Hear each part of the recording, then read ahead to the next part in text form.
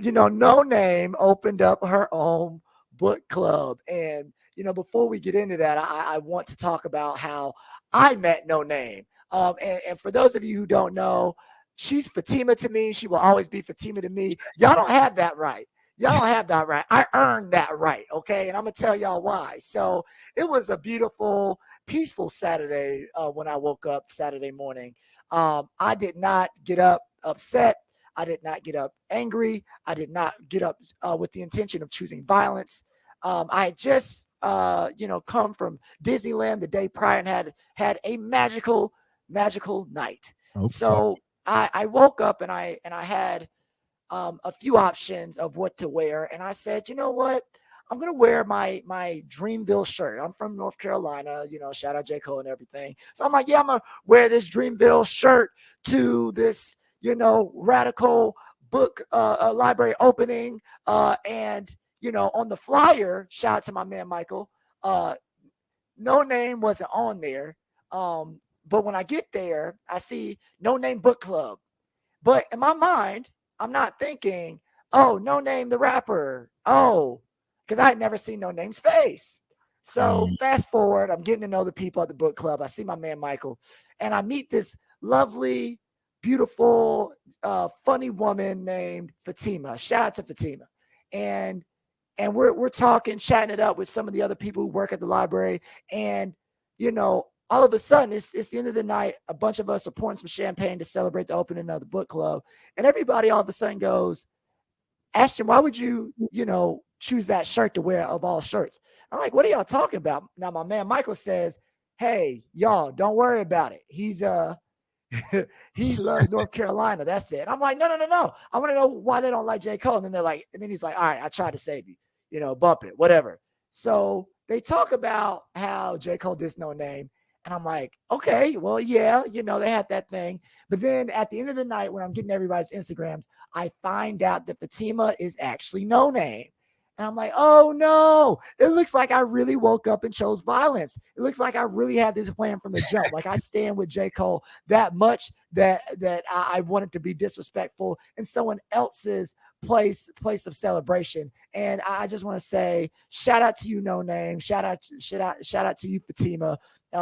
You are great. You are awesome. And you were great in person before I knew who you were. So it makes it even better that you are famous, that you do have that notoriety now, because I can say that like you're a dope person, and you're not faking it. So what I can tell you from that story is that she's a very, very genuine person.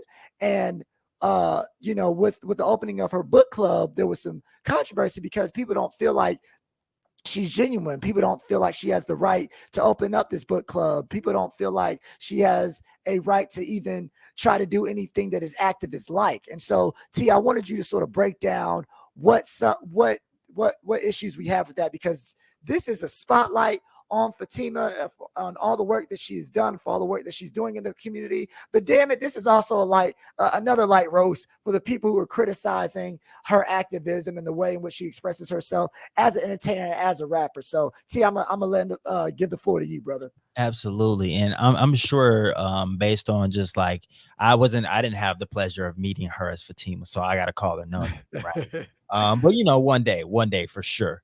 One day soon, I'm hoping. But I think listening to her talk, and just kind of share and rejoice, she gave just a little talk about like what it meant to her. I think that we would be remiss not to put the spotlight just on the organization itself, like the No Name Book Club, and the people that work there and just the community in general. Cause she discussed how like this money is just not coming from her. It's the people that is donating to the Patreon, as it's community funded, and that building will exist however the community sees it to exist. And if not, like if they aren't for this library, then like it'll still be a hub for where they can send out and support like the book club members and that are incarcerated, because they're sending about 1,000 books a month. So shout out to No Name Books for doing that.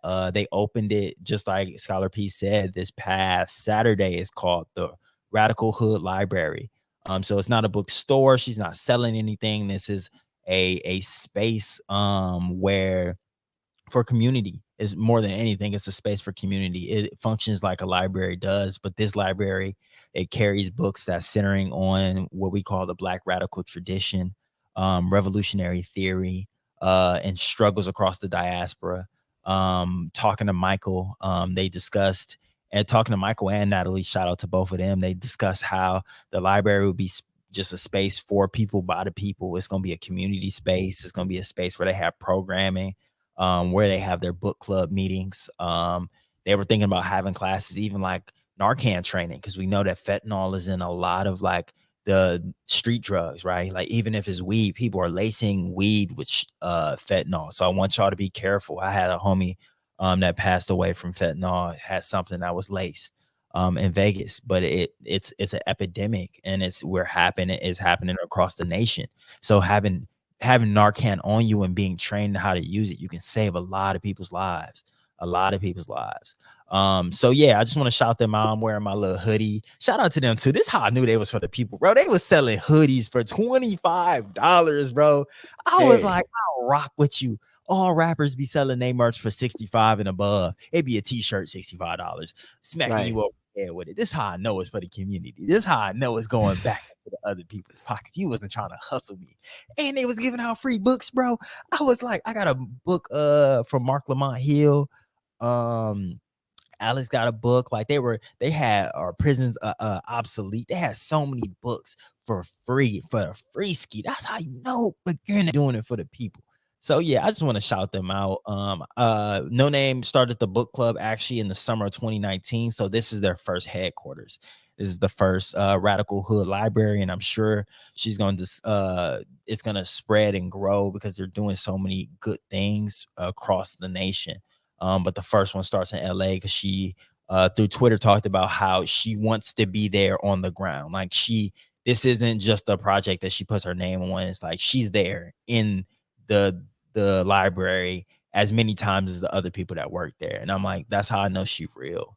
But yeah, let me just jump into the critique a little bit. I almost don't want to give it too much airtime, but Right. I think it's important for people to understand like at least how other people are viewing this work. The critique really starts from one girl, but there was plenty of other people that kind of like jumped along on that bandwagon talking about we should be celebrating No Name for doing this because one, a library is not going to do anything for people. She's not changing what they call material conditions. She's not feeding or housing people. But I think that historically we have to think about what libraries do, and they do house people, not all day and all night, but they house people and they give them a safe place to be. They give them access to internet. It gives them access to bathrooms where they don't have to pay for things, gives them access to knowledge, to the internet to figure out like maybe they fighting a case, maybe they got evicted, maybe they trying to figure out how to get some of their rights back, right?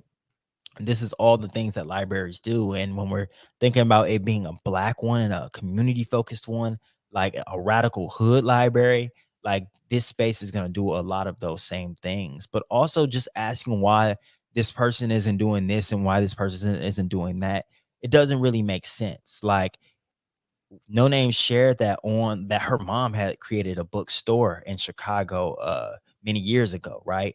So this is what she's been around and this is what she knows. Like it's like coming to me and Scholar P and be like, hey, why don't y'all I don't even know. It'd be something wild. Like, why don't y'all teach a business class? Like, I don't know nothing about no business. Like, that's not me, right? Like, we talk about pop culture, we talk about entertainment, we talk about history, and we fuse that all together. And we do a show on this because this is what we know. We know black people. If y'all asked us to do a show on Latino people, I would go find somebody that I felt was knowledgeable, that was an expert about that, and empower them Right. to make their own show. So don't try to bully someone into doing something that you feel like they should do. Why don't you go do it, right? So I think that there were a lot of people that were up in arms, and I hope we can get a audio recording, or we can get No Name and Michael back on the show to kind of discuss why they think that the library is so important. But for me, I think it's important because when I think of ideas like defund the police, I think about how often it is so misinterpreted, and that when people read and they can engage with scholarship of Angela Davis and scholarship of Mark Lamont Hill and scholarship of Huey P. Newton, Bobby Seale, right? People that were engaged in what we, I guess, think of mutual aid, but just kind of community focused, like programming actions and abolition work. Defund the police doesn't sound too radical. These ideas of progress and how life can get better, like we don't need to reinvent the wheel because people have been thinking about this for quite a while now. But it always feels new and it always feels scary because we haven't engaged with it. But it's like the ideas still exist, they still live on. It's just in these books. And I think that there's a saying, if you ever want to hide something from a black person, put it in a book. And I think that like historically it may have been true. And it's like we have to be able to not only expose this knowledge and this power to like our as black folk where we need to start, but everybody in general. Like reading is power. Read more, learn more, change the globe. Shout out to Nas. Like it's a real thing. So I think that that's why it's so important.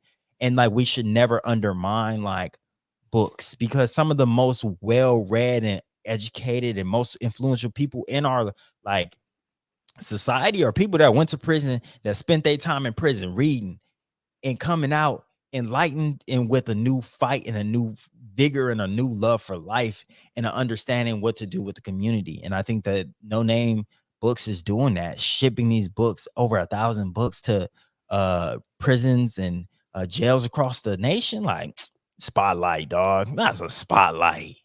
Absolutely. Absolutely. Yeah. So and like you said before, we're not even going to give too much credence to the people who don't understand and the people who want to criticize. If you don't like what No Name's doing, you go do something else. Because there's a space for everybody in the struggle. And the beautiful thing about life is that we've been given a dynamic creativity to do something for the struggle in our own very particular, very unique way. And so I give of Fatima / No Name the biggest shout out